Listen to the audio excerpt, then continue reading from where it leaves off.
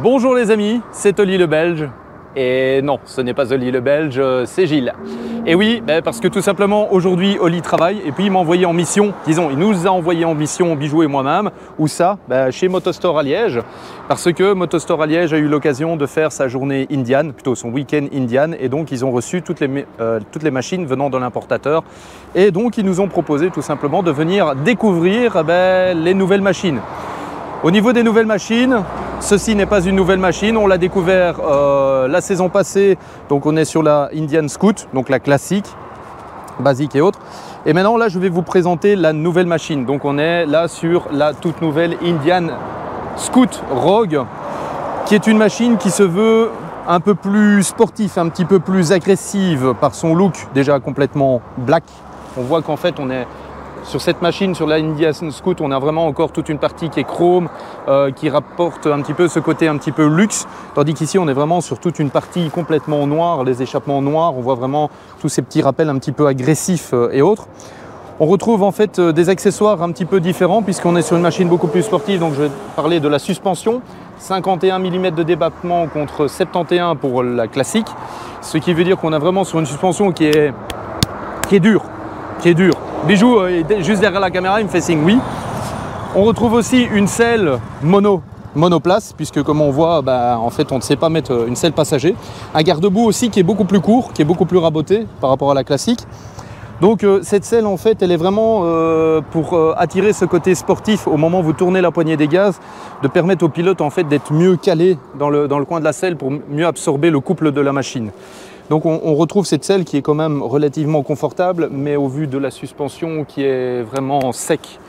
Ouais. Alors les autres accessoires qu'on peut retrouver sur cette machine, c'est la bulle.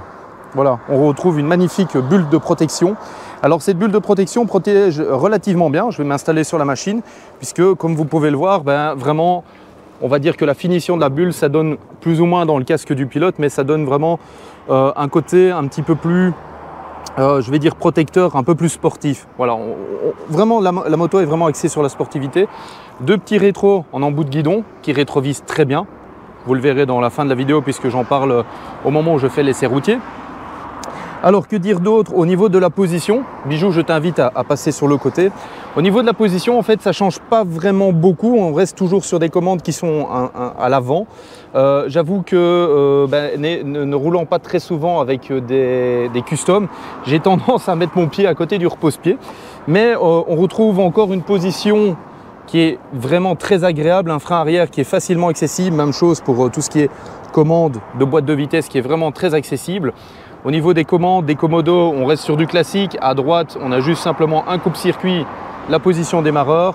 À gauche, tout simplement la position pour le phare, clignotant, le klaxon et le bouton en fait pour changer les différents trips. Donc on reste sur une moto assez classique, mais vraiment Indian dans son explication. Alors désolé, c'est une grosse rouge qui démarre. On a une grosse rouge qui est juste à côté de nous. Bref, vraiment on retrouve le caractère vraiment sportif, donc c'est vraiment pour, si on prend les deux motos, là je fais vraiment le panel entre les deux, ça c'est plus entre guillemets la baroudeuse, celle qui va vraiment être confortable, celle qui va vraiment vous permettre de vous balader au quotidien, d'être zen, tranquille et autres. Ça c'est plutôt celui qui va rechercher le côté un petit peu plus rebelle, le côté un petit peu plus agressif.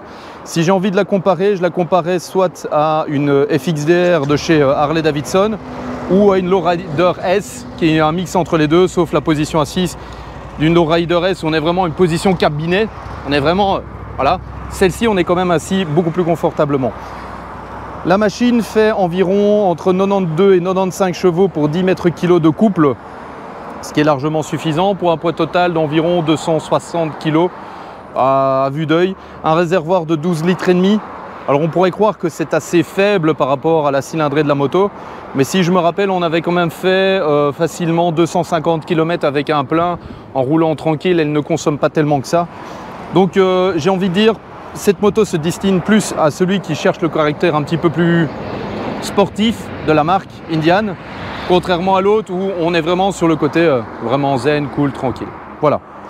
Bon les gars, J'espère que vous serez indulgents avec moi parce que c'est la première présentation que je fais. J'ai Bijou qui se marre juste devant la caméra. Il y a Oli qui doit se marrer au moment où il verra cette vidéo. Donc voilà. Alors cette fois-ci, il n'y aura pas de vol de drone pour la simple raison que juste derrière moi, il y a une centrale électrique que tu ne peux pas filmer. Je vais devoir la flouter. On ne peut pas filmer dans les zones de centrale électrique. Donc ce seront les photos de Bijou qui me permettront de vous différencier les différents détails de cette machine ainsi que son prix. Alors au niveau du prix, on est environ à 15 500 et quelque chose pour celle-ci. Et celle-là est à 15 100 euros. 15 100 ou 15 000, presque 200 euros. Donc il y a environ 400 euros de différence entre la classique et la version Rogue. Voilà. Donc les amis, ben, j'ai envie de vous dire, ben, voici la pub. Et puis on se retrouve après pour la suite.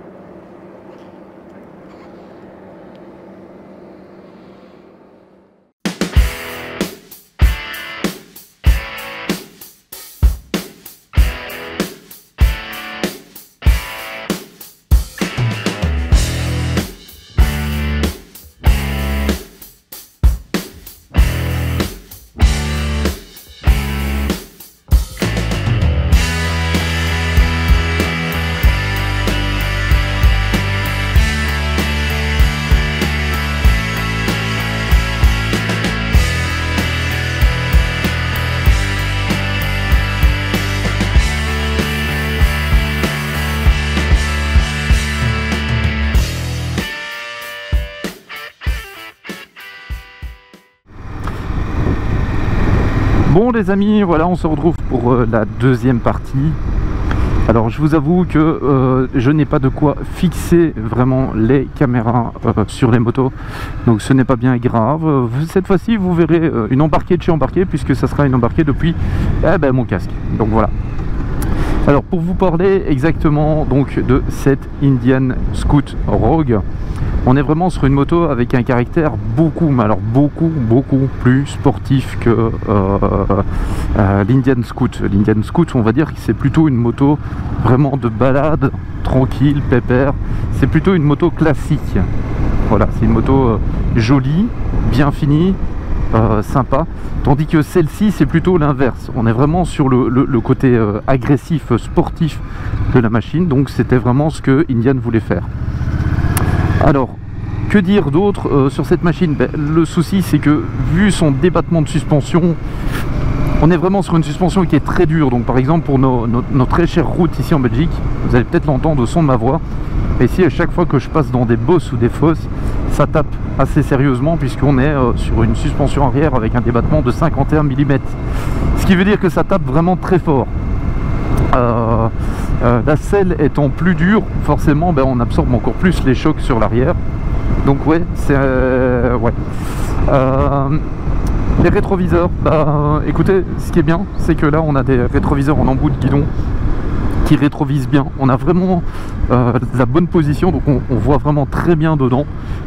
Ils sont vraiment très bien placés. Même pour moi avec ma carrure, voilà, c'est assez agréable. Excusez-moi, quand je passe dans des trous, c'est là où ça fait mal.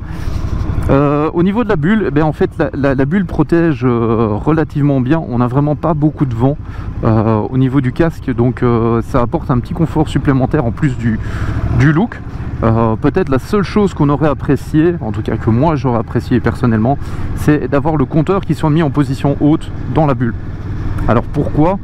Parce que le souci, c'est que quand on roule avec un casque intégral, c'est qu'en fait on doit toujours baisser la tête pour regarder le compteur.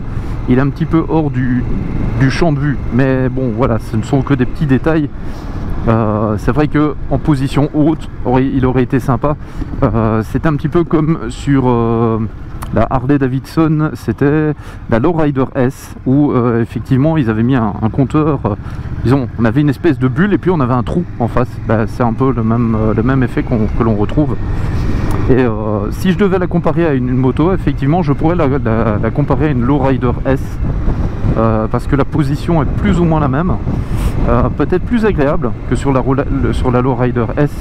Parce que la Lowrider S, on est vraiment en position cabinet, tandis qu'ici j'ai les jambes un petit peu plus en avant. Franchement la position est vraiment agréable. Ce guidon haut n'est pas trop haut. C'est vraiment, on est vraiment bien tout de suite dessus. Je pense que Bijou, en l'ayant essayé, lui il m'a dit qu'en fait il avait un petit peu du mal à trouver sa position sur la selle. Il a tendance à se reculer un petit peu sur la selle, ce qui fait qu'il se retrouve sur la partie arrière de la selle, sur le coussin, si on peut appeler ça comme ça, le coussin de la selle. Pour le reste, les commandes sont toujours aussi accessibles. On est vraiment sur du basique, hein. À droite, simplement le coupe-circuit. Et je vous dis que ça tape, hein. Et pourtant, voilà, là j'ai pas pris de trous. C'était des trous, des déformations dans la route, mais voilà.